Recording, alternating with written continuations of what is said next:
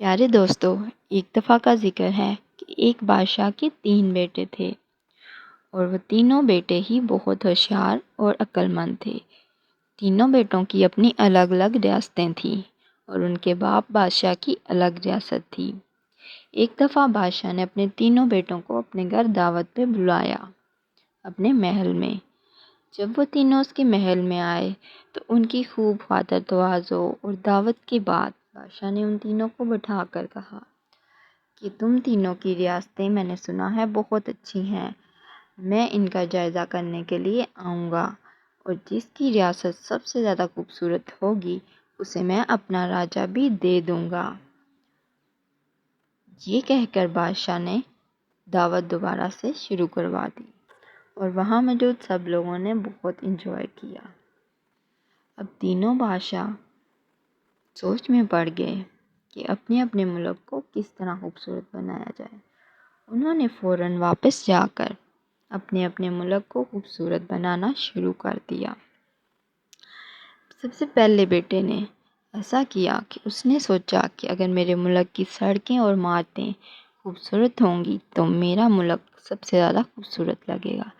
اس لیے اس نے لوگوں کو کام پہ لگا کے دن رات محنت کروا کے ملک کی خوبصورت ترین سڑکیں بنوائی اور عمارتیں بھی بہت خوبصورت بنوائیں اور لوگوں کو نئے گھر بنوا کر دیے اور اس طرح سے اس کا ملک بہت ہی خوبصورت دکھنے لگ گیا۔ اس طرف دوسرا راجہ بھی سوچ رہا تھا کہ میں اپنے ملک کو کس طرح خوبصورت بناؤں۔ اس نے سوچا کہ اگر میرے ملک میں پھول پودے اور درخت ہر طرف ہوں گے تو میرا ملک بہت خوبصورت لگے گا۔ اس لیے اس نے اپنے ملک میں بہت اچھے اچھے قیمتی اور پیارے پھول پودے لگانا شروع کر دیے۔ ہر طرف خوبصورت پھول کھلے ہوئے تھے۔ بہار کا موسم تھا جس کی وجہ سے پھول پودے اور بھی زیادہ خوبصورت ہو گئے تھے اور پھول ہر طرف کھلے ہوئے تھے رنگ برنگے، جو بہت ہی خوبصورت منظر پیش کر رہے تھے۔ تمام سرسبز درخت سڑکوں کے کنارے، محل کے ارد گرد اور لوگوں کے گھروں میں بھی، ایون کہ ان کی گھروں کی چھتوں پہ، دیواروں پہ مختلف قسم کے گملے رکھوا دیے گئے جن میں پیارے پیارے سے پھول لگے ہوئے تھے۔ گویا کہ اس نے اپنے ملک کو جنت جیسا خوبصورت بنا دیا۔ ہر طرف بہت ہی پیارا منظر تھا۔ اب تیسرا راجہ بھی یہ سوچ رہا تھا کہ وہ اپنے ملک کو کس طرح خوبصورت بنائے۔ کچھ دن وہ سوچتا رہا کہ کیا کروں جو میرا راجہ سب سے الگ خوبصورت نظر آئے۔ پھر آخر اس کے ذہن میں ایک ترکیب آئی۔ اس نے سوچا کہ میرا راجہ تو پہلے ہی خوبصورت ہے، لیکن اگر میں اپنے راجے کے لوگوں کو خوبصورت بناؤں تو میرا ملک سب سے خوبصورت نظر آئے گا۔ اور اس نے اس ترکیب پر عمل کرنا شروع کر دیا۔ اس نے ایسا کیا کہ اس نے اپنے راجے کے ہر گھر میں پھلوں کی ٹوکریاں بھجوانا شروع کر دی۔ ڈیلی پھلوں کی پیٹیاں جن میں سیب، کیلے، انگور وغیرہ ہر قسم کے پھل ہوتے تھے وہ ان کے گھروں میں بھجوانا شروع کر دیں ڈیلی کے ڈیلی۔ لوگوں نے جب پھل فروٹ وغیرہ کھانا شروع کیا تو ان کی صحت بہت بہتر ہونے لگی اور ان کے چہروں پہ سیبوں جیسی لالی آنے لگ گئی اور ان کی بیماریاں بہت کم ہو گئی۔ لوگوں نے ہسپتالوں میں جانا کم کر دیا۔ اس کے علاوہ اس نے لوگوں کو روزگار مہیا کیے اچھے سے اچھے تاکہ ان کی آمدنیاں بہتر ہوں اور ان کے کھانے پینے کا نظام بہتر ہو اور ان کی صحتیں بہتر ہو جائیں، جس سے لوگ خوبصورت نظر آئیں گے اور خوشحال بھی نظر آئیں گے۔ بادشاہ نے اس طرح اپنے ملک کے لوگوں کو خوشحال اور خوبصورت بنا دیا۔ اب وہ وقت آ گیا تھا جب کہ بادشاہ جو کہ ان کا باپ تھا اس نے آ کے سروے کرنا تھا ان تینوں ملکوں کا کہ کس کا ملک سب سے پیارا ہے۔ بادشاہ سب سے پہلے اپنے چھوٹے بیٹے کی ریاست میں جاتا ہے۔ وہاں جا کے جب وہ دیکھتا ہے تو اس کے ملک کا بہت خوبصورت نظارہ ہوتا ہے۔ سڑکیں بہت ہی پیاری شاندار بنی ہوتی ہیں، عمارتیں بہت زیادہ شاندار بنی ہوئی ہوتی ہیں۔ وہ دیکھتا ہے اور وہ اس کی بہت تعریف کرتا ہے، اسے کہتا ہے کہ تم نے اپنے ملک کو بہت خوبصورت بنایا ہے۔ اب وہ اپنے دوسرے بیٹے جو کہ دوسرے نمبر والا تھا اس کے ملک میں جاتا ہے، اس کا ملک دیکھنے کے لیے کہ اس نے اس کو کس طرح سے سجایا ہے۔ جب وہ دوسرے ملک میں جاتا ہے تو وہ دیکھتا ہے کہ وہ پھولوں پودوں اور درختوں وغیرہ سے بھرا ہوا ہے اور بہت ہی خوبصورت نظر آ رہا تھا۔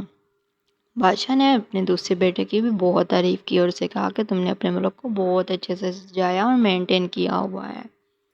اب باری تھی تیسرے بیٹے کی جو اس کا سب سے بڑا بیٹا تھا۔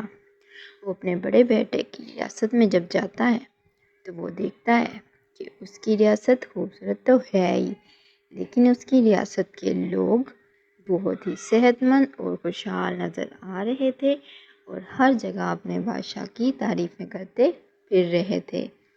اس نے بیس بدل کے ساری ریاست کا جائزہ لیا اور اپنے بیٹے بادشاہ کے بارے میں جاننے کی کوشش کی کہ وہ اپنی رعایا کو کس طرح سے رکھتا ہے۔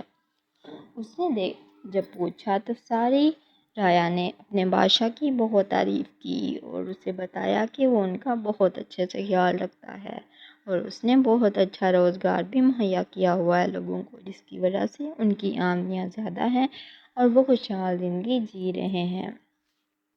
بادشاہ نے ایسے ہی باقی دونوں ملکوں میں بھی بھیس بدل کر جا کر لوگوں سے ان کی بادشاہ کے متعلق پوچھا۔ تو جو سب سے چھوٹا بیٹے کا ملک تھا جہاں اس نے سڑکیں اور عمارتیں خوبصورت بنوائی تھی، جب وہ وہاں کے لوگوں سے ملا، ان سے باتیں کی تو انہوں نے بتایا کہ ہمارا بادشاہ بہت ظالم ہے، اس نے ہم سے پورا سال سڑکوں پہ بہت محنت کروائی ہے، دن رات، اور عمارتوں پہ اس نے ہمیں روزگار تو دیا لیکن اس نے ہمارا بہت برا حشر کر دیا ہے، ہم کام کر کر کے تھک گئے ہیں، ہماری صحتیں خراب ہو گئی ہیں۔ اس لیے وہ اپنے بادشاہ سے خوش نہیں تھے۔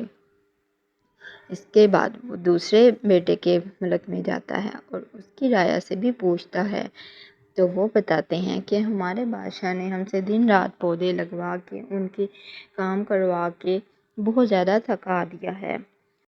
اس طرح بادشاہ اس نتیجے پر پہنچتا ہے کہ جو اس کے سب سے بڑا بیٹا ہے، جس نے اپنے لوگوں کو خوشحال کیا ہے اور ان کو صحت مند بنایا ہے، وہی راجا سب سے بہتر ہے اور وہی بیٹا اس کا سب سے زیادہ عقل مند ہے۔ کیونکہ بادشاہ خود بوڑھا ہو چکا تھا، اس لیے وہ چاہتا تھا کہ وہ اپنی ریاست اپنے کسی بیٹے کو دے دے تاکہ وہ اس کا اچھے سے انتظام چلا سکے۔ اس طرح وہ اپنے تینوں بیٹوں کو بلا کر انہیں بتاتا ہے کہ وہ اپنی ریاست اپنے سب سے بڑے بیٹے کے حوالے کر رہا ہے کیونکہ اس نے سب سے زیادہ اچھے طریقے سے اپنے ملک کے لوگوں کو خوشحال اور خوبصورت بنایا ہے۔ اب بادشاہ کے بڑے بیٹے کے پاس دونوں ریاستیں آ گئی تھیں، وہ ان کا انتظام بہت اچھے سے چلانے لگا اور ملک خوشحال ہو گئے۔ تو پیارے دوستو، کیسی لگی آپ کو آج کی کہانی؟ اگر آپ کو پسند آئی ہے تو پلیز لائک، شیئر اور سبسکرائب ضرور کریں۔ شکریہ۔